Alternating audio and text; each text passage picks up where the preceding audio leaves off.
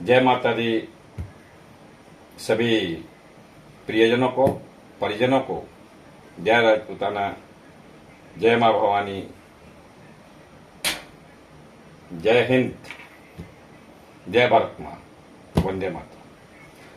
मेरे प्यारे भाइयों, आज मुझे आपके समक्ष आना पड़ा है इस नवरात्र के समय में भी अपनी साधना और आराधना को छोड़ करके।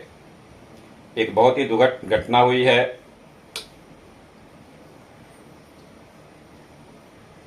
करनी सेना के दो धड़े आपस में भिड़ गए हैं और भाई महिपाल सिंह मकराना को काफी चोटें आई हैं।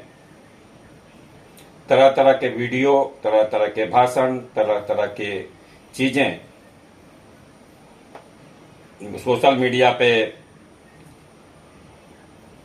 फेंकी जा रही हैं, डाली जा रही हैं। उनके साथ साथ अलग अलग धड़ों के लोग अलग अलग दावे और अलग अलग प्रतिदावे कर रहे हैं।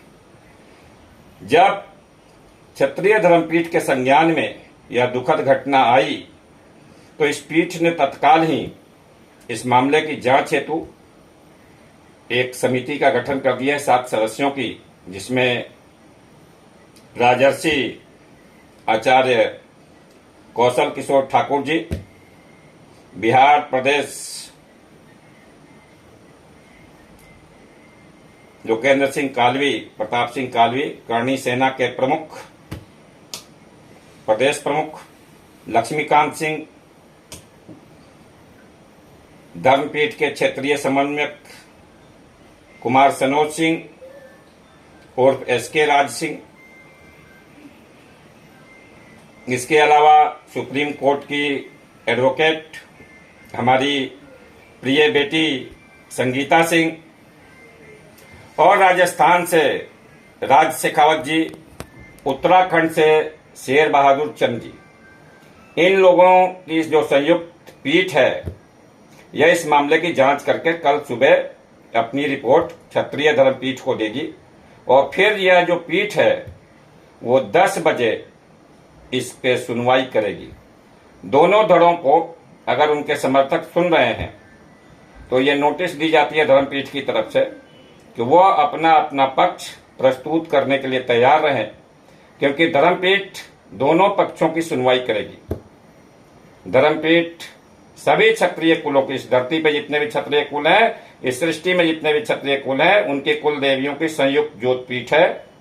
यह सभी क्षत्रियों की कुल देवियों की पीठ होने के नाते सबको ग्राह्य है, सबको मान्य है। यह किसी भी व्यक्ति को अपनी व्यक्तिगत या संगठन को अपनी व्यक्तिगत महत्वाकांक्षा और निजी स्वार्थ की पूर्ति के लिए पूरे क्षत्रिय समाज का हित करने नहीं देगी, न बांटने देगी, न तोड़ने देगी, न फोड़ने देगी। और कुछ ही समय में इस धरती पर, इस देश में जितने भी अलग अलग क्षत्रिय संगठन के नाम पे लोग दुकानें चला रहे हैं, सबका विलय करके क्षत्रिय समाज को एक संगठित झंडा और एक संगठित डंडा देने का प्रयास होगा। आप इस बात से बिल्कुल निश्चिंत रहे। निष्पक्ष भाव से क्षत्रिय समाज पूरे देश की जनता को उनके कर्म और धर्म के हिसाब से उनको स्वकर्म और स्वधर्म की शिक्षा भी देगा, उनको उनके अधिकार भी देगा और इस देश को शिक्षा, स्वास्थ्य और योग्यता अनुसार रोजगार का राजनीतिक अधिकार, मूल अधिकार के रूप में भी देगा।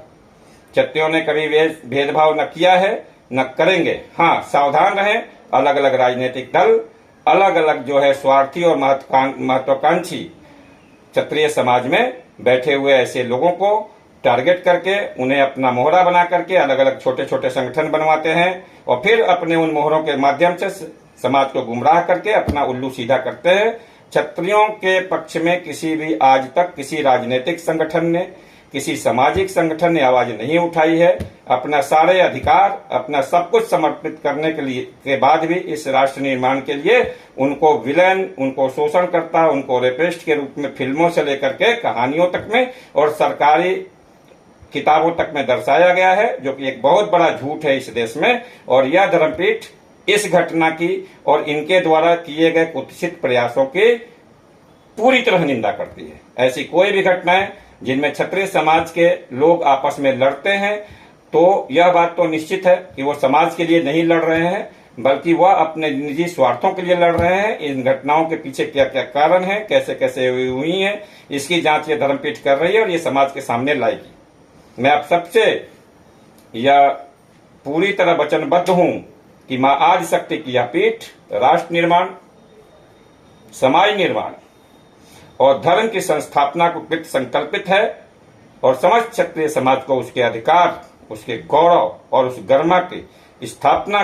करने के लिए आह्वान करती है। आप सभी लोग बेमतलब के छोटे छोटे क्षत्रिय संगठनों, उनके कुत्सित प्रयासों और उनके स्वार्थी और महत्वाकांक्षी विचारों पे, एकल महत्वाकांक्षा के प्रयासों पे ध्यान न दें, बल्कि सुगठित संगठित होकर के समाज का नेतृत्व करें, राष्ट्र का नेतृत्व करें, अपने अधिकारों की रक्षा करें और दूसरों के अधिकारों का भी हनन न करें।